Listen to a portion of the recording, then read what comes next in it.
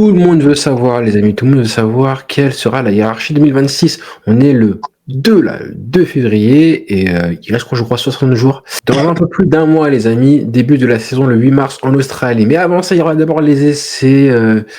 Ça, c'est pas le shakedown, ce sera les vrais essais hivernaux cette fois-ci. Et donc, du coup, on aura un aperçu un peu plus clair de la hiérarchie. Pour l'instant, que des spéculations, même si nous, on kiffe ça en vrai. On kiffe ça, surtout quand on est fan de Lewis. On veut savoir évidemment où sera Lewis et où on sera Ferrari. Pour parler ça, du coup, comme d'habitude, à partir de maintenant et tous les jours, on sera avec Dooms et plusieurs personnes qui vont nous accompagner. On ne dit pas qui pour l'instant, mais je vous spoil rien. Mais on annoncera plus tard du lourd pour nous accompagner. Du coup, ce soir, le programme, j'ai pas envie de spoiler. On va commencer tout de suite, direct, par les news du jour là. Avec Russell qui parle beaucoup, Toto Wolff aussi, la hiérarchie. En fait, on veut savoir qui est. Est-ce que vraiment Mercedes va être favorite? Ça, c'est sûr qu'ils sont favoris, mais à quel point ils sont en avance par rapport aux autres? Ça m'intéresse. Et je pense qu'on peut même le savoir parce qu'en fait, la Formule 1, c'est quoi? C'est un petit peu de langue de bois. Donc, les gens, ils parlent beaucoup, mais quand ils sont forts, ils se sous-estiment un peu pour laisser croire qu'ils sont pas les favoris. On connaît l'astuce. Du coup, Mercedes, qu'est-ce que t'en penses, toi? Moi, je pense que ce qui a été annoncé depuis même, on va dire un an et demi. Plus, Depuis qu'on sait limite qu'il va y avoir un changement de réglementation. Je pense que ça va s'avérer vrai et que on va avoir tout simplement une écurie Mercedes en tout cas au-dessus du lot. Après, les écuries motorisées par Mercedes, je sais pas si elles vont réussir à tirer leur épingle du jeu autant qu'on l'avait vu en 2014 où on voyait que Williams était reparti de nulle part. Force India à l'époque. C'est ça. On sortait pas mal. Mais bon, déjà, est-ce que Toto a accepté de donner des moteurs qui sont exactement les mêmes avec parce que j'avais vu un article, je crois, qui parlait, je crois que c'était Martin Brundle qui parlait de ça en disant que Toto avait envoyé les moteurs Mercedes depuis un moment, mais en gros avait la notice d'utilisation très tard, enfin très tardivement, et qu'en gros ils avaient pas toutes les astuces. En plus, il en a parlé, je crois que c'était il y a 6 mois de ça, quand il parlait du fait qu'il se sentait un petit peu con, voilà, pour ne pas dire le mot vulgairement, mais un petit peu bête que finalement ce soit Mercedes, McLaren qui battent Mercedes, là, équipe cliente qui bat l'équipe motoriste, donc en 2025. Et je le comprends. Et pour pas que ça arrive de nouveau, parce qu'en plus là, en vrai de vrai McLaren, là personne n'en parle comme les favoris. Mais en soi, ils ont une équipe, des ingénieurs, et un mec qui s'appelle Rob Marshall. On ne sait pas, ça se trouve qu'ils seront encore devant. Qui nous dit qu'ils seront? Martin Brundle disait que si jamais cette année ça se reproduisait, ça serait un cataclysme pour Mercedes de voir encore McLaren gagner devant eux, tu vois. Ce serait archi drôle. Personne n'en parle ça, mais moi je t'en ai parlé, je crois, en privé. Je te dis attention, à Piastri, on ne sait jamais, Norris. Si les mecs ils ont de nouveau une voiture gagnante, c'est fort possible avec Rob Marshall et toute l'équipe qu'ils ont autour d'eux, c'est possible. Ouais, sauf si Mercedes a fait comme en 2014, a donné des moteurs Mercedes, mais des moteurs Mercedes un peu... Ouais, un peu bridés, genre. Ouais. Complotistes. Comme je disais, eux, ils font le maximum pour cacher un petit peu leur jeu. C'est le jeu, un petit peu en Formule 1, toujours comme ça. Leur moteur en plus, là, qui avait été suspecté de tricherie, ça fait polémique. Monsieur Wolff, il a enfin répondu. Moi, je voulais qu'il réponde en plus. Ça faisait un petit moment, je me demandais ce qu'il en pensait. Et là, il a répondu en disant... Pardon ? Il a craqué, ça y est. Il a fini par craquer. Il a craqué. Je pense qu'il a attendu le premier micro et la première conférence de presse pour en parler. Je te lis ce qu'il a dit. C'est drôle. Pour ouvrir les guillemets, je ne comprends tout simplement pas que certaines équipes se concentrent davantage sur les autres et continuent d'argumenter sur un sujet qui est pourtant très clair et transparent. En gros, il insiste sur le fait que les échanges avec la FIA et Mercedes, concernant la légalité du moteur Mercedes, ont été constants et constructifs. Il continue en disant que la communication avec la FIFA a toujours été très positive et ce n'est pas seulement sur les taux de compression, mais sur d'autres sujets également. Dans ce cas précis, le règlement est clair, les procédures standards le sont aussi, y compris en dehors de la Formule 1. C'est bien qu'il parle comme ça, hein, parce que on se rappelle ce qui s'est passé en 2019, Ferrari et tout. Et là, là, dès le début de saison, il montre que la FIA est avec lui. Tout comme ça, Ouais, en gros. il montre que tout a été fait dans les règles de l'art, en fait. Tout a été suivi, le protocole a été suivi, la FIA a bien regardé comment le moteur a été assemblé, monté et adapté à la voiture. Mais écoute, Ouais, c'est en gros, ça pour dire que la FIFA, elle est avec nous. la FIA, Voilà, on lapsus, la FIA est avec nous. la FIFA, c'est vrai. C'est autre chose, mais c'est pareil. Aussi corrompu. Ouais, je veux le dire. Ensuite, il dit, peut-être que nous sommes tous différents, peut-être que certains cherchent déjà des excuses avant même que la saison ne commence, pour expliquer pourquoi les choses ne fonctionnent pas chez eux. Tu vois, là, c'est le vrai Toto. Là. Le Toto, un petit peu mielleux, corporate et lisse, c'est là, pas le vrai. Là, c'est fini. Là, c'est le vrai Toto. Là. Mais s'il réagit comme ça, quand même, on sent qu'il y a une petite peur, parce que là, il y a une prochaine réunion encore. Parce qu'en fait, les autres équipes, elles lâchent pas. Et c'est vrai que ça parle carrément de soit mettre un capteur dans la chambre de combustion au moment où le moteur est en route, parce que normalement c'était mesuré à froid, il me semble. Donc du coup là ils veulent voir si c'est possible de le faire en marche. Et sinon, les autres écuries apparemment demanderaient à la FIA de trouver un autre moyen de les pénaliser. Et après le moyen de les pénaliser, ça serait sur la teneur du carburant. Donc du coup, des chevaux en moins, quoi. Ce serait un petit peu dommage d'en arriver là. Honnêtement, moi je préfère une équipe qui domine mais qui a bien travaillé plutôt que des moyens artificiels pour les pénaliser. Je trouve que c'est hardcore. Oui, c'est sûr. Mais bon, le problème c'est que si tu te retrouves avec une écurie qui met 40 secondes à tout le monde, plus personne ne va regarder. Et... Ah non, ça va encore. Ouais, mais même pour une nouvelle réglementation, ça va être dur. Et ouais. je pense que, tu vois, là, on n'est plus en 2014 ou quoi. Faut pas oublier que maintenant, la Formule 1, ça a été racheté par les Américains. Et ce qu'ils veulent, c'est du spectacle et de l'audience. Donc, en 22, ce qu'on a vécu comme réglementation, c'était assez serré, mine de rien. Même si de Red Bull a dominé ensuite. Mais au début, on a eu de la bagarre tout de suite. Hein. Ouais, non, la première saison, on va dire qu'elle a été réussie.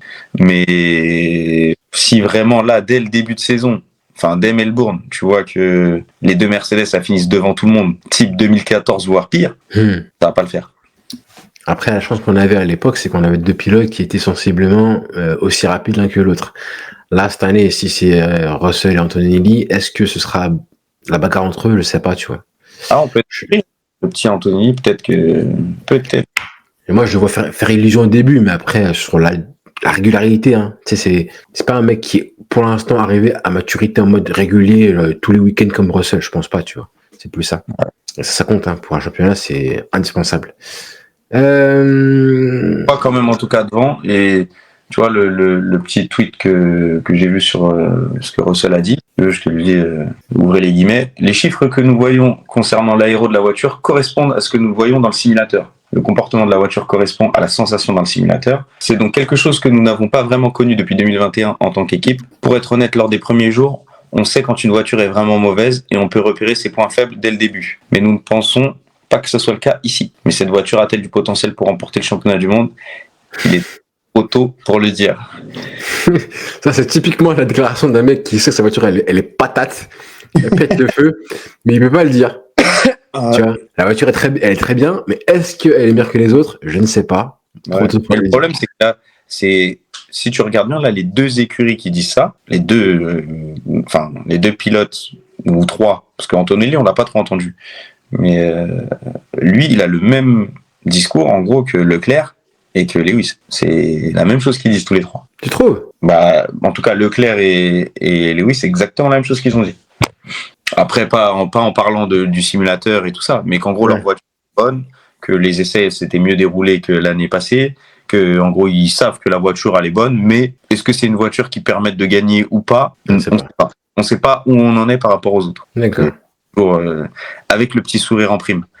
Mais bon, tu vois, Lewis, lui, quand il sourit ou il sourit pas, on ne sait pas trop. Par contre, Leclerc, son body language à lui, est vraiment... lui, il sait pas faire semblant.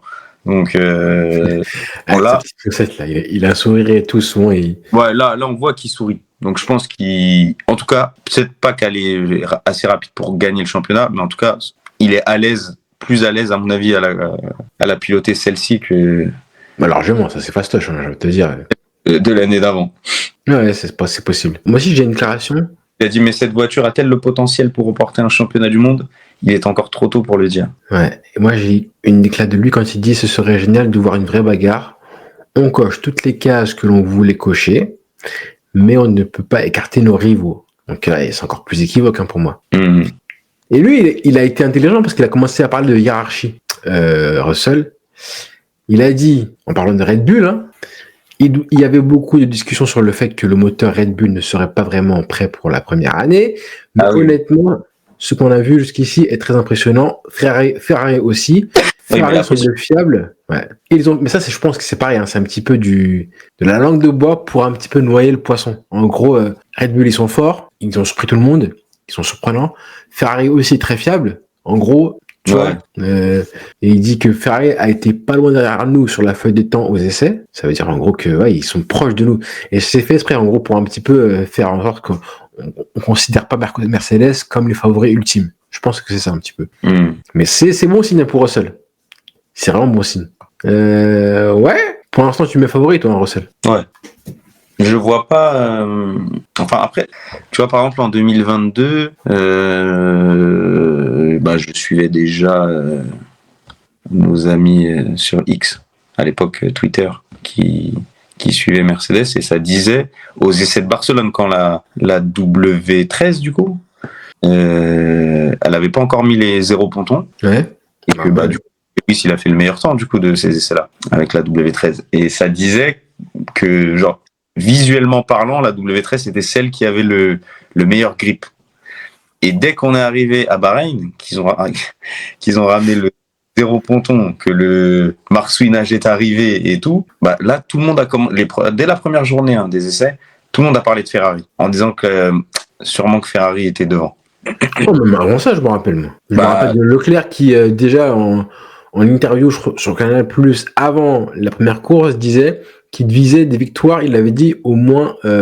Oui, mais souviens-toi, en fait, c'est parce qu'il y a eu des essais à Bahreïn et après la première course, elle était une semaine après à Bahreïn. Ok. Et moi, je te parle du premier jour des essais à Bahreïn, pas Barcelone, parce qu'il y a eu des essais à Barcelone, qui étaient en mode huis clos comme ça, et après il y a eu les essais à Bahreïn que tout le monde pouvait regarder. D'accord. Et après la première journée d'essais à Bahreïn, dans le paddock de Bahreïn, ça parlait de Ferrari déjà. Ouais, ça je me rappelle.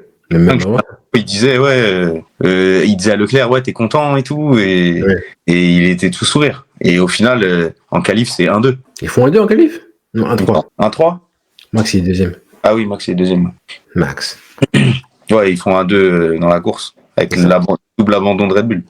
C'est ça. Mais bon, ça on en reparlera parce que j'ai pas envie de voir un scénario qui pourrait arriver à la fin de l'année. Plus tard on en reparlera. Hein. Ce serait de voir Russell champion du monde, Max champion du monde, Norris champion du monde et Leclerc pas champion. Ouais. Bon, ça on en reparlera plus tard. Parce que c'est un scénario qui pourrait très bien arriver. Hein. Très bien arriver. Si d'ici la fin de sa carrière il a un titre, ça va. Mais s'il en a pas.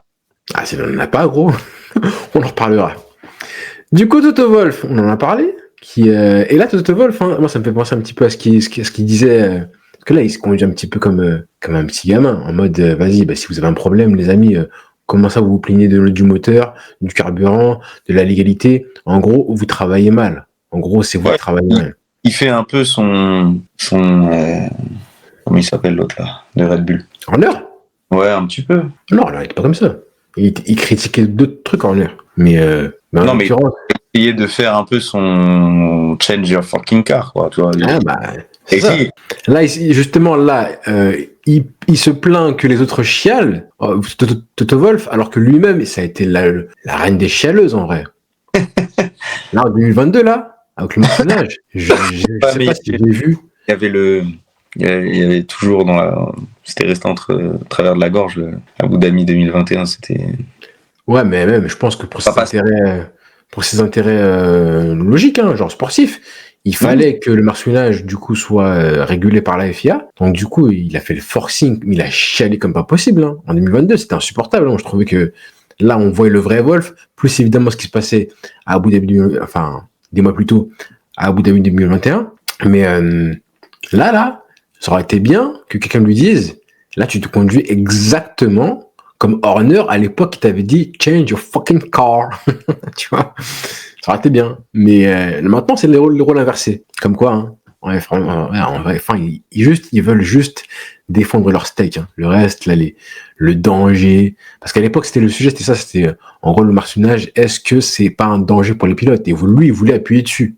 Ouais. Il voulait appuyer dessus comme un malin. En vrai, il s'en foutait. Lui, ce qu'il voulait, c'était voir son équipe devant. De Marca, de Santander qui revient en Formule 1 avec Williams. Donc je pense que c'est via. Ouais, forcément. Ouais. Santander. Très beau sponsor. Hein. Ouais. Roger. Ah ouais, la belle époque, ça. Donc, ouais, Toto Wolff, moi, je me demande vraiment hein, ce qui va se passer si là, Russell, il est en tête du classement pendant la majorité de la saison. Comment t'es Wolff, là, comment tu dis à Russell, salam, je vais ramener Max, et toi, je te dégage. C'est pas possible. Non, c'est mort. Si Russell gagne le titre, il peut pas le dégager. Non, mais ça se fera avant, ce sera pas à la fin de la saison. Je pense qu'il y a des clauses. Hein. Moi, je pense qu'il y a des clauses dans le contrat. Je pense qu'il partira pas, et maintenant, c'est plutôt comment dire à Antonelli, c'est fini. Alors que tu es censé être la future pépite. Ah, moi, je crois pas que Wolff, il osera sortir Antonelli. Hein. Je pense pas. Ah, toi, tu penses qu'il peut sortir Russell alors que Russell peut gagner le titre? Ouais, en lui disant, écoute, je te dépose ton titre, je te l'offre, mais l'année prochaine, bah, un salam. Ah, c'est dur, quand même. C'est déjà arrivé, hein. C'est déjà arrivé. Ouais, mais c'est déjà arrivé parce que le pilote voulait se barrer. Mais là, tu gagnes le titre et Alors, il a un contrat. On ne sait pas quelles sont les clauses. Est-ce qu'il a un contrat? Je crois que c'est 1+1, je crois. Un truc comme ça. Donc, on ne sait pas à quel point le contrat est. Il a re-signé déjà? Je sais même plus. Ouais, il a re-signé, ouais. 1+1, 2026 plus 2027, mais on ne sait pas à quel point le contrat est à l'avantage de Russell. Et quelles sont les clauses qui font qu'il sera prolongé automatiquement ou pas. On ne sait pas ça. Mais moi, je me dis. Si tu gagnes le titre, tu restes. Je vois bien un truc comme ça. Mais maintenant, c'est quoi la suite? En général, je vois pas un truc qui se fait aussi tard que ça, que dans les clauses. On ne peut pas attendre genre à la fin de la saison pour voir si tu prends le titre pour te dire tu vois où tu pars. C'est plus si t'es premier à la mi-saison par exemple, tu vois. Ouais, mais maintenant prenons l'exemple, il est premier à la mi-saison et même plus loin il gagne le titre. Comment tu peux dégager ce mec-là? Je sais pas, t'as Max sur le marché, gros. Surtout si Antonelli flop. Ouais, mais en fait, tu peux pas mettre Max et Russell ensemble, là, je pense pas. Hein. En fait, je pense qu'il osera plus faire ça, Toto. Ouais, mais je pense qu'à un moment donné, t'as pas le choix. Et bon, après, en plus, ça va être explosif. Ça va être dur, mais ça va ramener de l'attention, ça va ramener... Je vois vraiment pas Toto refaire la même bêtise. Tu vois, je vois pas. Et je pense même pas que Max lui voudra aussi. Ouais, mais c'est pour ça que je pense que moi, Max, dans sa tête, c'est Aston Martin. C'est beaucoup plus simple. Ou même peut-être McLaren. Parce que Piastri aurait peut-être des envies de départ. Et franchement, associer Max et Norris... c'est pas Max et Russell. Ouais. Russell, c'est vraiment le mec, hein, je me dis, qui montre vraiment qu'il a aucun complexe par rapport à Max. Hein. Ouais. Je trouve que, tu vois... Même Leclerc, en l'occurrence, parfois je me dis, c'est son gars, hein. Enfin, c'est pas son gars, ils sont rivaux de ouf, hein. Mais ils se connaissent par cœur et tout. Mais Leclerc, il sait qu'en fait, il traite Max différemment qu'un autre pilote, tu vois. Ouais, alors que Russell, ouais, lui, il s'en fout. Russell, il s'en battent les couilles, il s'en battent les fesses. Lui, là, il est là pour abattre. Et en fait, tu vois l'espèce de, comment dire, l'espèce de traitement que Max a vis-à-vis de Lewis. En mode, c'est mon aîné, c'est le benchmark et je vais renverser. Ouais, Russell là pour Max. Russell, il l'a pour Max, alors qu'ils ont juste 1 an d'écart. Hein. C'est pas comme si c'était vraiment son grand frère en mode, t'inquiète pas, je suis petit frère, je vais tartiner. Là, c'est pas ça. Non, mais il y a ce truc-là de. Pas par rapport à l'âge, là, c'est vraiment par rapport au statut. Et. Non, tu sens qu'il y a un contentieux entre les deux, de toute façon. En fait, je suis pas forcément d'accord avec ça, tu vois. C'est plus. Il y a un contentieux pour Russell. En mode Russell, lui, un petit peu comme Max et Lewis. En mode Lewis, à la base, ils s'en foutaient de Max. Tu sais, c'était un petit comme un autre. Mais comme Max, il l'avait dans le viseur, et bah, du coup, il a commencé à regarder un petit peu Max différemment. Et je pense un peu comme ça. Je pense qu'à la base, Max, il s'en fout de Russell complètement. Mais comme Russell, il est en mode, toi, là, je suis là pour t'abattre, bah, du coup, il sait pas comment vraiment le prendre. Tu vois ce que je veux dire? Pour l'instant, c'est plus comme ça.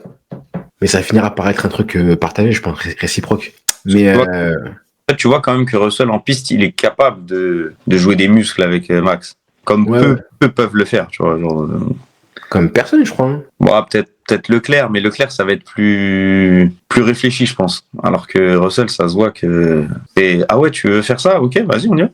Il a dit aujourd'hui, je veux aller à la confrontation avec Max Verstappen. Je me sens prêt à me battre pour un championnat du monde. Je travaille si dur avec l'équipe pour vraiment maximiser toutes ces nouvelles règles. Donc ça va aider. Il est équivoque. Et en fait, il y a personne qui parle comme ça de Max. Il y a que Russell qui parle comme ça. En mode, je veux aller taper Max. Tu vois, en gros. Là, tu sais, ce qui fait mal en vrai, c'est que là, on parle de Max comme ça. Ça date de quand? Aujourd'hui, là. Ouais, donc tu vois, on parle de Max comme ça. Mais moi, je suis Norris, là, je me dis, les gars, oh, c'est moi. Mais Norris, il le sait. Que le benchmark, c'est pas lui. Tu vois, il le sait. Donc, je pense que c'est pas si dur à accepter. Moi, je pense que ça fait plus de mal à des mecs comme Lewis, par exemple. Non, mais même, ça fait mal quand même. Là, vraiment, en fait, nous, on en rigole, mais ça montre vraiment que t'es pas reconnu. En vrai de vrai. Ça montre qu'on te calcule même pas. Tu viens de gagner un championnat du monde, on parle de quoi? T'es même pas la cible à abattre. Il le sait que c'est pas la référence. En fait, ça lui fait mal, je pense, ça lui fait mal, mais il accepte vite. Il sait pourquoi, tu vois. C'est dur. Ouais, c'est dur. Mais je pense. Ça remet en question, ça remet ta légitimité, ça remet tout. Je pense que ça fait plus de mal à Lewis, tu sais quoi? Si ça arrivait à Lewis, ça? Non. Je pense que ça fait plus de mal de voir. Enfin, non, je pense pas, parce que maintenant, Lewis, il a accepté son sort. Il fait des saisons pétées depuis. Là, je parle du fait que maintenant, on place Max comme la référence et plus lui, tu vois. Normal, le gars, il a gagné 4 titres d'affilée, tu veux faire quoi? Et toi, t'es en train de te battre une année là pour faire un seul podium, c'est pas possible. On peut plus te mettre en tête de liste. Mais moi, quand même, Norris, t'es champion du monde, t'es le sortant là, t'as le numéro 1 sur ta voiture. Ça lui fait mal. Et on parle pas de toi. mais quand même une folie. Et je crois que c'est le premier champion de l'ère moderne là où c'est le cas. Rosberg, il a esquivé ça parce qu'il s'est barré. Mais là, c'est la première fois que moi, en tout cas, depuis que je suis la Formule 1, où le gars qui gagne, on parle pas de lui l'année d'après. Ou en tout cas, c'est pas la cible à abattre. Tu vois ce que je veux dire? Ah si, peut-être que pour Button, c'est arrivé ça. Hein. Non, même pas. Parce que regarde, en plus, Button, dès le début de saison avec McLaren, il fait 2 victoires assez rapidement. Il est dans le coup. Ouais, mais ça veut dire, je pense. À l'époque, en fait, même s'il était dans le coup, on savait que c'était pas forcément le meilleur pilote, en fait. On savait que c'était pas le meilleur pilote. Ouais, mais même, en plus, après 2009, on ne sait pas vraiment quelle va être la hiérarchie, parce qu'en plus, la réglementation change, il n'y a plus de KERS. On sait que Red Bull, ils vont être chauds. On le sait à l'époque. Ouais, je trouve que c'est pas aussi, tu vois, on savait que Ferrari, peut-être, ça allait être chaud aussi, McLaren, c'était une Ferrari, on savait pas. Ferrari, on savait pas du tout. Par contre, les Red Bull, on savait. Après, moi, j'ai pas le souvenir de ça, en tout cas. Je me disais pas, Vettel va jouer le titre, forcément, c'est sûr, direct. Si. Bah, on savait, c'était annoncé, c'était annoncé très vite. Ouais. Il s'était bien battu, oui, mais après, entre 2009 et 2010, il y a quand même des réglementations qui changent. Ouais, je sais, mais je me rappelle très bien que c'était pas annoncé, mais on savait que nous, oui, il avait pondu encore une fois une bonne voiture et tout, et c'était pas une surprise, hein, genre de voir Vettel revanchard en plus par rapport à l'année d'avant. Ouais. Par contre, Ferrari, c'était une vraie surprise de les voir aussi bien, parce que Bahreïn, ils font 1 et 2, je crois.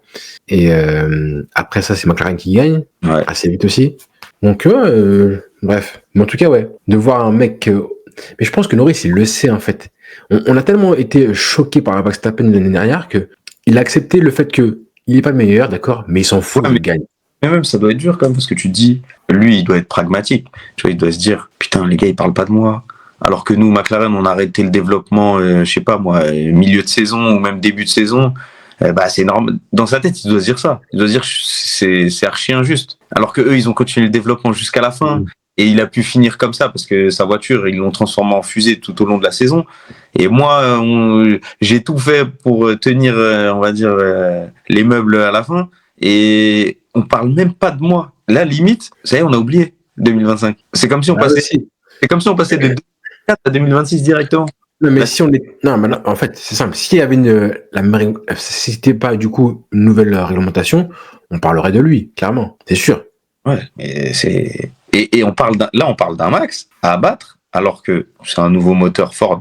On ne sait pas d'où ça sort, si ça va marcher ou pas. On sait que Newey est parti, tout le monde est parti, toutes les grosses têtes sont parties. On ne sait pas ce que ça va donner là. Oui, mais gros, mais trouve-moi une année où on a vu un pilote qui fait figure autant de références à abattre. Ça n'existe pas. En tout cas, moi, j'ai jamais vu ça. À part Schumacher, peut-être il y a 25 ans. Et encore. Mais là, ce qu'on a vu en 2025, gros, c'est unique, hein. Comme cas, avec un homme qui sort du lot comme ça, là, à voiture inférieure, on n'a jamais vu ça. En tout cas, moi, j'ai jamais vu ça. Je n'ai jamais vu ça. Oui, mais forcément, c'est le mec. tu vois, ça s'explique parce que voilà, le développement a continué chez Red Bull jusqu'à la fin. McLaren, ça a arrêté très tôt. Ça, après, on n'en parle pas, tu vois. Même, dans le sens où, en gros, même à la fin, si tu veux, on va dire, admettons qu'à la fin, ils avaient la meilleure voiture Red Bull, et ben, ça changeait pas le fait qu'on avait cette espèce d'impression visuelle, hein, visuellement, Voilà. on avait un pilote qui était vraiment, il y avait un gouffre, pas un gouffre, hein, mais un vrai gap entre lui et le deuxième meilleur. Un gouffre, tu vois. Mais c'est pour ça que je pense que quelqu'un comme Norris, enfin moi je serais lui, je le prendrais mal. Parce que je me dirais, moi, ok, au début de saison, on avait la McLaren qui était la meilleure voiture depuis peut-être, limite peut-être la meilleure voiture de tous les temps. Non, mais quand je dis de tous les temps, de la dernière génération, on va dire, voilà. Et qu'au final, on a arrêté le développement très tôt, et je me retrouve à me taper avec le meilleur pilote du moment, qui lui a un développement de sa voiture qui continue jusqu'à la fin, et en plus qui est axé sur lui, bah, je me dirais, ouais, on m'oublie vite, quoi.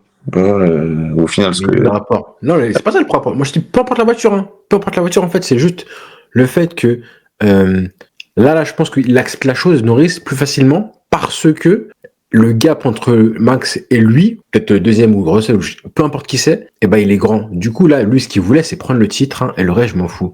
Si on avait été en 2026 sur la même réglementation, en gros, je pense que tous les regards auraient été sur lui en mode, t'es le champion, pas t'as usurpé ton titre, mais ouais, attention, c'est pas le meilleur. Là, on t'attend au tournant, ouais. On va voir si. Maintenant, avec la Red Bull qui a pris un petit peu du galon, bon courage pour battre ce Max-là. On aurait tous été, toi, là, Norris, t'es l'homme à battre et on veut voir une justice.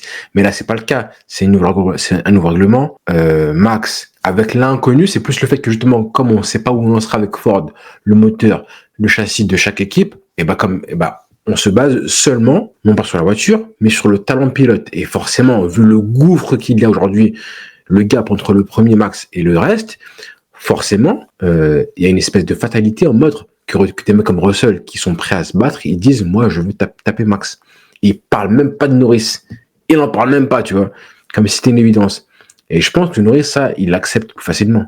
Tu vois, c'est plus ça. Peut-être, mais ça fait mal quand même. Ouais, ça fait mal. Hein. Ça fait mal. Mais pas si... Et encore, je pense pas qu'il le prenne mal. T'as vu comment il était souriant? Il était souriant, il était bien et tout. Il avait l'air content, hein, je pense. Hein. Là, des essais, là. Du shakedown. Après, il a un titre. Hein, donc... Ouais, bah oui, encore plus. Et souvent, ça, attention, hein. On parle pas de l'effet du premier titre. De l'effet... Oui. Franchement, j'espère. J'espère pour lui que ça va lui faire un truc. De l'effet euphorisant du premier titre. Effet que dont n'a pas pu profiter Lewis en 2009 par exemple parce que la voiture était mauvaise, dont a profité Alonso en 2006 parce que la voiture était très bonne, dont a profité Vettel comme pas possible en 2011 parce que la voiture était excellente et que lui il était en confiance totale, dont a profité Max, hein. Mais vraiment aussi énormément parce que Max 2021 et Max 2025, hein, ce n'est pas le même pilote. Hein. Ce n'est pas le même pilote. La confiance qu'il a. En plus, on l'a vu parce que en 2022, il affronte Leclerc, qui lui, du coup, vit sa première année en tant que candidat au titre. Et tu vois qu'à la base, ils ont un talent qui est vu comme assez proche. Hein, mais comme il y en a un qui a pris un titre et l'autre qui joue sa première année pour un championnat du monde, bah, la confiance, c'est pas la même. C'est pas la même expérience, c'est pas le même. Il y en a un qui tatine l'autre, qui appuie sur la tête de l'autre tout au long de la saison, et à la fin, bah, ce qui se passe, c'est qu'il y a un gap énorme à la fin, alors qu'au début, ils étaient quand même assez proches, hein. Ça se battait et tout, Bahreïn, ça se battait, Jeddah aussi, mais à la fin, il y a un gap qui s'est créé parce que l'expérience fait que, la confiance fait que, ben ouais, et ça on n'en parle pas assez, hein, de l'expérience acquise, engrangée grâce au premier titre, ou même de comment c'est compliqué quand tu joues la première fois une saison pour le titre, comme Hamilton en 2007, comme Lewis en 2007, comme Norris en 2024, ça c'est plus compliqué que quand tu commences la première année pour un titre. Piastri en 2025. Aussi, ouais. Aussi. Et ça, on n'en parle pas assez. Faut quand même prendre ça en compte. Dans la dernière saison, là, quand Piastri, il fait quoi? 4 d'affilée? Quand ça? Au début de saison, là. Il en fait 4. Ouais, je crois 4. Ouais. Limite, on se dit, ça y est, c'est plié. En plus, au moment où Norris il commence à... Non, pas 4, parce que Max il gagne au Japon. En Chine, il a pas gagné au Japon, il a gagné par contre Bahreïn, Jeddah et Miami d'affilée. Donc 3. Ouais. 3, ouais. Et donc 4 en 5 courses. Ouais, c'est ça. Hmm. C'est ça. Oh, le downfall à la fin. Ouais. Bah ça, c'est aussi l'expérience, ou pas, du coup. À partir de Bakou. À partir de Bakou, c'est le flop total. C'est ça. Aston Martin, Ouais. moi j'ai bien. Aston Martin, faut en parler quand même, parce que eux aussi, leur voiture là, elle fait flipper. Hein. Déjà, visuellement, elle est tellement stylée. Ouais. En fait, j'ai envie de la voir en verte, mais en noir comme ça, la chromée avec les détails et tout, c'est déjà une folie à voir. Adrien Newey. Masterclass. Ouais, on verra. Hein. Ou flop. Ça, on peut pas savoir à l'avance. Hein. Et on saura pas avec le moteur Honda aussi ce qu'il en sera, mais toujours des idées bizarres, hein, ce mec-là. Toujours des concepts de fou. Et des belles voitures en plus. Hein. Des très belles voitures. Bah, comme je te disais en privé, je trouve que le nez avant ressemble beaucoup à une ancienne Red Bull. Quoi. Bah, la voiture ressemble, enfin, elle ressemble. Elle a des airs de. Ah, ils ont pris Jenson Button comme ambassadeur. Aujourd'hui même. Je vois ça. Parce qu'il est anglais, je pense. Hein. Oui, bah oui. Mais ça veut dire qu'il est vraiment plus en lien avec McLaren, je ne savais pas.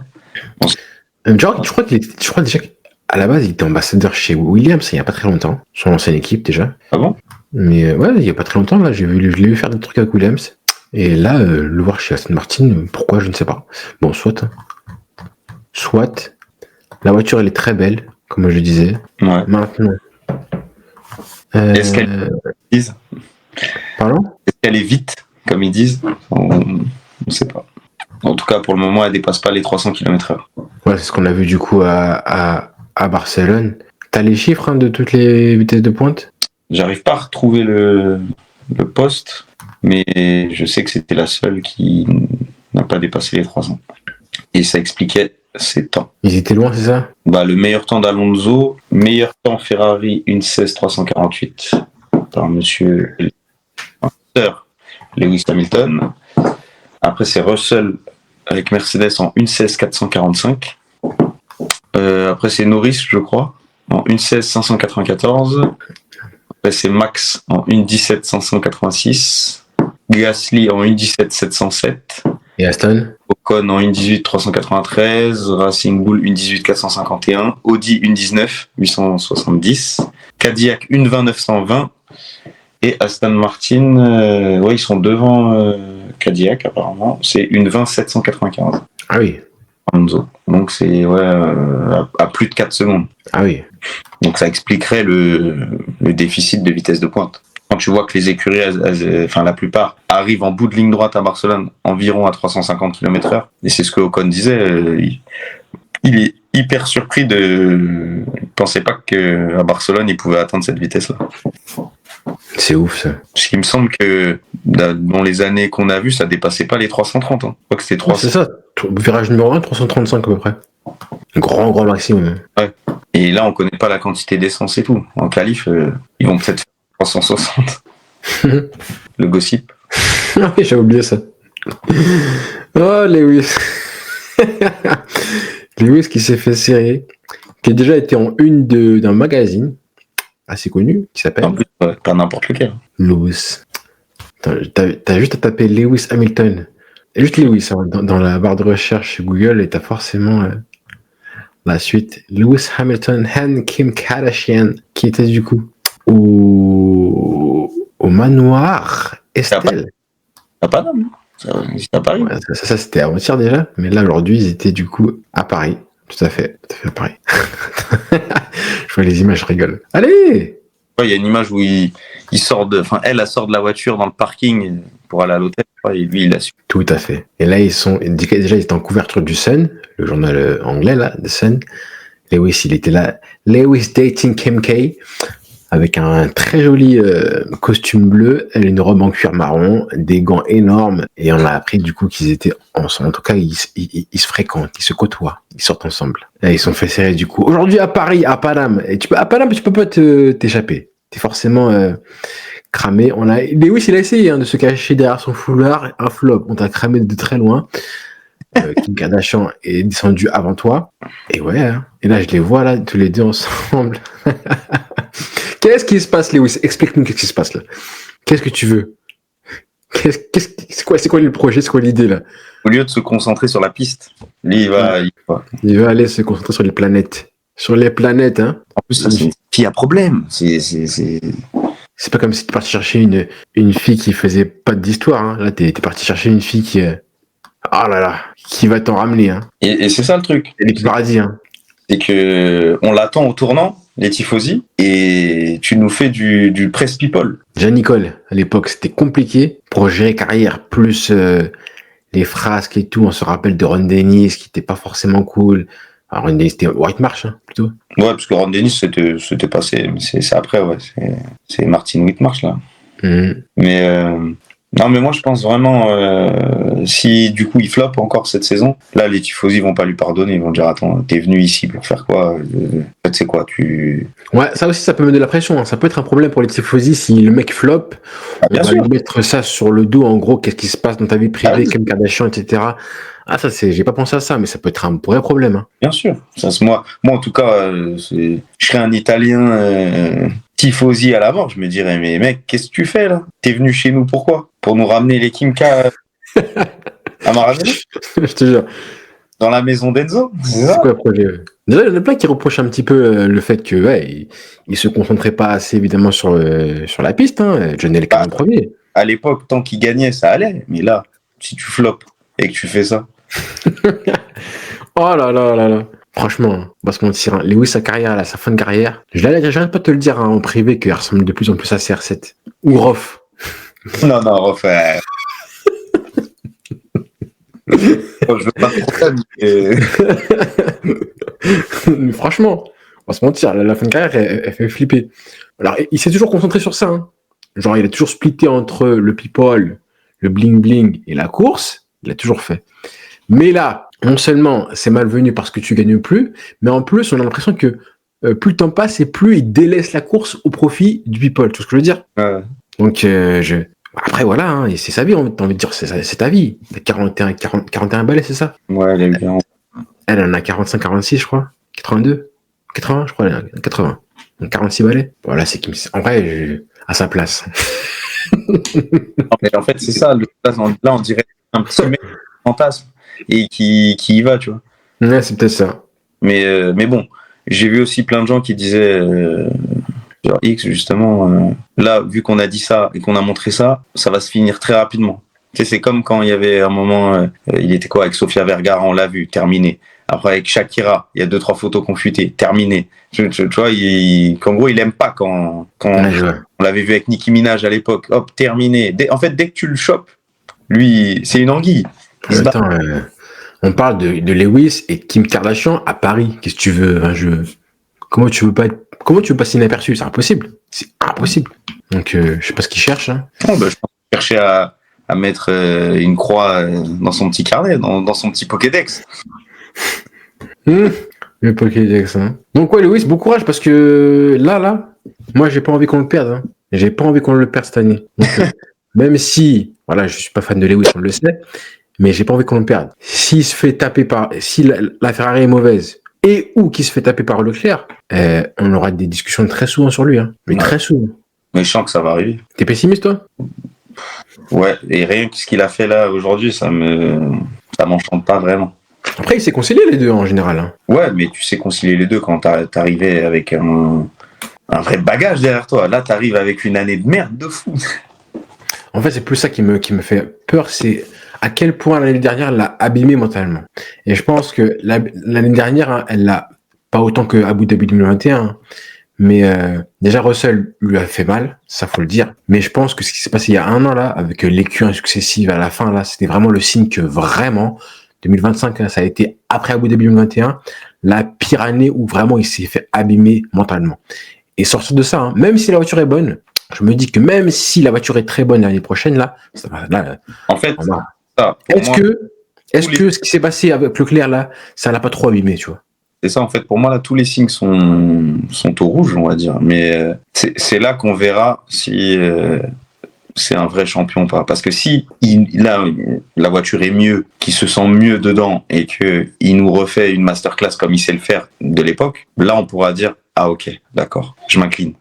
Et je le vois pas arriver, ça. Ça peut arriver, hein. Il dit que la voiture est le plus facile à conduire. Il y a encore le truc de est-ce que l'effet de sol.